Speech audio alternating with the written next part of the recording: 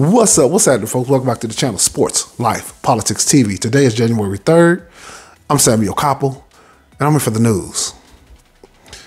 Now, this case of the 4 Idaho students that were murdered by this man, they say his name is Bryan Kohberger. Bryan Kohberger was in school. I think they said he had a major in criminal law. I think he was in grad school at this point because he's like 28 years old. Now, Bryan Kohberger, if you look at his face, it looks like, when I deal with facts, I say it's facts. When I deal in opinions or theories, I'm going to tell you it's theories and opinions. But when I put on my Negro Damas cap, he looked like a person who majored in criminal law just so he can get away with being a serial killer. And I personally don't think this is Bryan Kohberger's first murder. First thing he got caught for. Usually serial killers start small. They usually don't go this big out the gate because he wanted to get away with these crimes. This wasn't like no mass shooter where they expect to get caught and ready to commit suicide. No. He went to school to learn how to beat the system. He looks like one of those guys who's into sex and bondage, tying shit up, torture. He looks sadistic. Now, he will have his day in court. That don't mean he's guilty. He will have his day in court. But by God, looking at him, doesn't he look like a murderer? He look exactly like one of them people off CSI, one of them goddamn murder mystery shows off Lifetime. He looks like one of them motherfucking killers off an HBO special. He would be perfect on the TV show Dexter. Perfect. He got the perfect look for it. But let's take a look at this clip. The man police believe killed 4 University of Idaho students could be back in Idaho as soon as Tuesday night. It's a legal process that began almost as soon as police arrested 28-year-old Bryan Kohberger in Pennsylvania last week. His first court appearance will be tomorrow in Monroe County, where he was taken into custody at his parents' home. There, Kohberger will tell a judge if he wants to waive his right to an extradition hearing. Waiving it means he will be back in Idaho sooner rather than later. Abby, Kohberger's public defender, who is representing him during this extradition process, says that's exactly what he intends to do. And let me tell you this. Him being a college graduate, I would take that his parents not rich, but I would assume they would have enough money for a lawyer. Him taking a court-appointed lawyer tells me that he feels like he can fight this case as good as his court-appointed lawyer. Because remember, I think he graduated with a criminal justice degree. Also in the process of getting Kohberger back to Idaho begins, which we're told could take anywhere from hours to days. Once here, he'll face 4 counts of first-degree murder in a Latah County court. A potential murder trial could obviously be months away, but I spoke with a legal defense expert to help explain the process. 4 families fighting for justice. Most of us are taking notes and reading legal papers, doing things that we never would have seen, 8 weeks ago. This would have never been on our radar. They're preparing for 20. And let me tell y'all this. Let me say this. Them finding him where they found him at leads me to believe that how they found out this was probably through social media or that fucking cell phone. Somehow, that's goddamn social media is a tell-all book in today's modern society. And a lot of times, I say this in video after video, a lot of times these people are Luciferians and sadistic in nature. If you go on their pages, you'll see pentagrams and all type of wicked. And you'd be surprised the shit. But that's why in the news, any mass shooter, you never, ever, ever get to see their social media. They watch that shit. To me, these 4 murders in Idaho for this man was like a ritual. These were 4 ritual murders that happened in Idaho.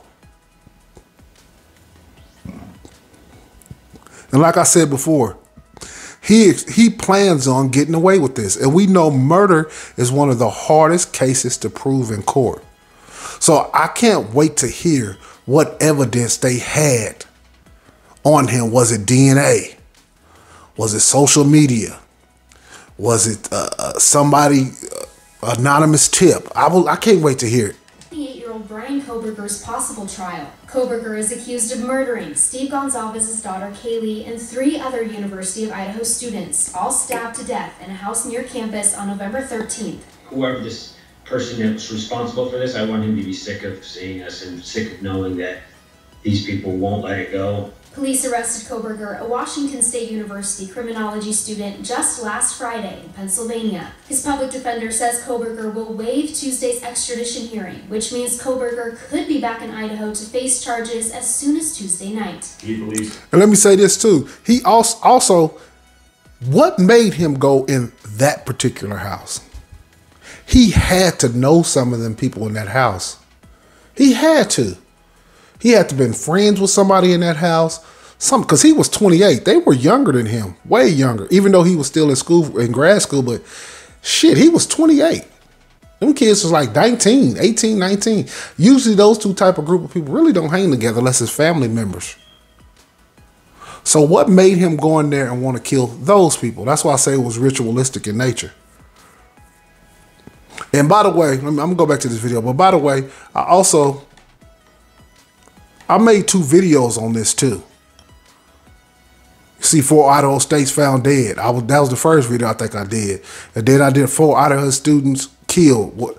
Roommates questioned. So I already covered this, and that's why I kind of want to go back over it. He believes he will be exonerated. Given the conversation I had with him and his statement of being exonerated, I would anticipate an entry of not guilty. Either way, former Idaho Attorney General David Leroy says there's a long road ahead. He says Kohberger will appear before a judge in Latah County 24 to 48 hours after he's back in Idaho. Giving the court the opportunity to present to him the arrest warrant, which shows and explains the probable cause upon which he was arrested. And that's what I can't wait for. What was the probable cause? Because if it's weak, this is going to be a hell of a fight. So I can't wait to see what it is. Cause is simply the basic facts that show a crime was committed, and more likely than not, this individual committed the crime. Then Leroy says Kohberger has the right to a preliminary hearing within 10 days of his initial court appearance. Actual witnesses would appear before the judge and be subject to cross-examination by the defense lawyer. But Leroy says Kohberger's attorney could ask for more time. The pace at which we move will be determined in part by whether the defendant wishes to have his trial within 6 months, wishes to have a preliminary hearing within 10 days, or whether they wish to go more slowly. Under Idaho law, Kohberger cannot plead insanity, but a judge can potentially say he's mentally unfit to aid in his own defense. Leroy says so far there is no indication mental health will be an issue in this case. No, he's not going to use no insanity plea. That's out. This motherfucker graduated. He graduated with a criminal justice degree and was in grad school, so that's not going to work. And he's smart enough to realize, smart enough to know that he has to fight in another way. In other recent Idaho cases, if a defendant somehow becomes so detached from reality that they cannot aid in their own defense, cannot effectively communicate with their lawyer, then that issue can be presented to a judge. Whoever is found guilty of these murders could also potentially face the death penalty. Leroy says it's up to the Latah County prosecutor to request that option from the judge. In any event, yes, I think they will go for the death penalty too. He killed 4 white college students. They're like, what in the fuck are you doing? And crimes of this great severity, I would expect serious penalties to be sought, which can include certainly life imprisonment or the death penalty.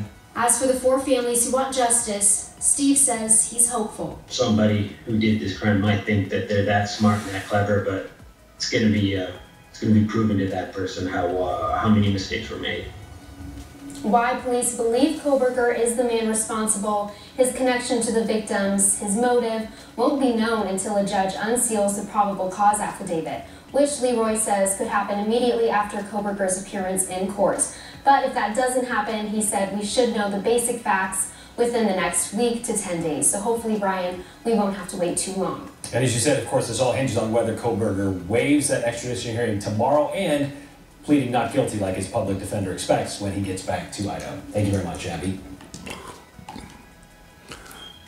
Extremely interesting, you guys. I can't wait to see. I kind of want to wait to after he waived his extradition rights and went back to Idaho to go over it. But yeah, since I had already went over this case, I wanted people to know that I did see this, and I am covering it, and I will be covering it again. I actually want to see how this plays out because it's interesting. He killed 4 white college students, and you know they were young, so this is going to be a big case, extremely big case. What connections did he have? Did he know anybody in the house? Which all those things, he had some kind of connection. He knew somebody. What evidence do they really have? Like, is it through that phone? Was it phone pinging? Was it social media? Was it text messages? Was it emails? Was it a camera that caught his car driving by? My wild guess is social media somehow, some way. One of them apps, them goddamn apps. They'll catch you up every goddamn time, especially in today's modern society, you guys. But I will be going back over this, man. I appreciate you guys tuning in. Hit that like, hit that subscribe. I just took your ass on a sports, life, and politics TV ride. Peace.